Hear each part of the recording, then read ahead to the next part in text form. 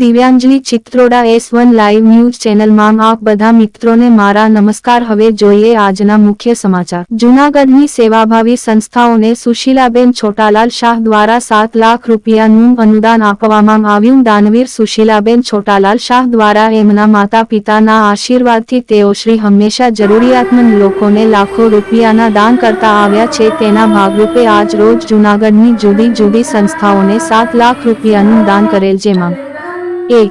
ઉમિયા સોસાયટીના રિનોવેશન માટે 2 લાખ રૂપિયા, 2. સત્યમ સેવા યુવક મંડળ ટ્રસ્ટને 1 લાખ રૂપિયા, 3.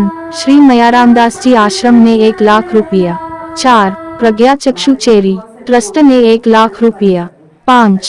જૈન દેરાવાસી સંઘને 1 લાખ રૂપિયા, કુલ 7 લાખ રૂપિયા ના દાનના ચેક આજ રોજ જવાહર રોડ સ્થિત અંધકન્યા છાત્રાલય ખાતે દરેક સંસ્થાને અનુદાન અર્પણ કરવામાં આવ્યા હતું।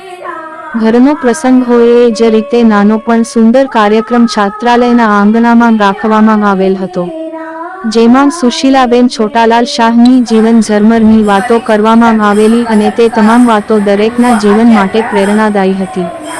આ કાર્યક્રમમાં જૈન વણિક સમાજના બહેનો દ્વારા ચાલતા ઝવેરી મહિલા મંડળે હોશે હોંશે આનંદ અને ઉલ્લાસ ભયાન વાતાવરણમાં ગીતની રમઝટ બોલાવી હતી। આ પ્રસંગે વણિક સમાજના પ્રમુખ શ્રી હિતેશભાઈ સંઘવી, સત્યમ સેવા યુવક મંડળ ટ્રસ્ટના પ્રમુખ શ્રી મનસુખભાઈ વાજા, જૈન દેરાવાસી સંઘના દિનેશભાઈ શેઠ, પ્રજ્ઞાચક્ષુ ચેરિટેબલ ટ્રસ્ટના ટ્રસ્ટી શ્રી મુકેશભાઈ મેઘનાથી, શાંતવન ટ્રસ્ટના નીલમબેન પરમાર, મયારામદાસજી આશ્રમના સુરેશભાઈ મહેતા, શાંતિભાઈ સોલંકી, કુમારભાઈ રાવલ, ગાયત્રી પરિવારના મેનેજર ટ્રસ્ટી શ્રી નાગભાઈ વાળા, ગોપાલભાઈ શાસ્ત્રી, દયાબેન માનેક અને પુષ્પાબેન પરમાર ઉપસ્થિત રહ્યા હતા।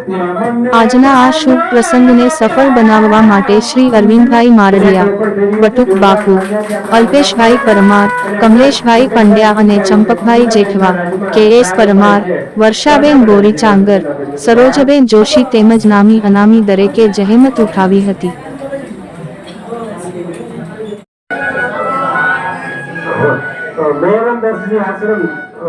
એમના પ્રતિનિધિઓ સુશીલાબેનને રૂપી દાન ઉગાડે છે। આવું સરસ મજાનું દાન ઓકે।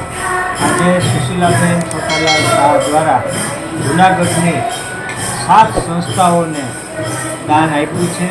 એમાં ખાસ કરીને સત્યમ સેવા યુવક મંડળને એની સેવાકીય પ્રવૃત્તિમાં 1 લાખ દાન હર હંમેશ સંસ્થાઓને મળતું રહે એવી શુભેચ્છા। જય શ્રી રામ।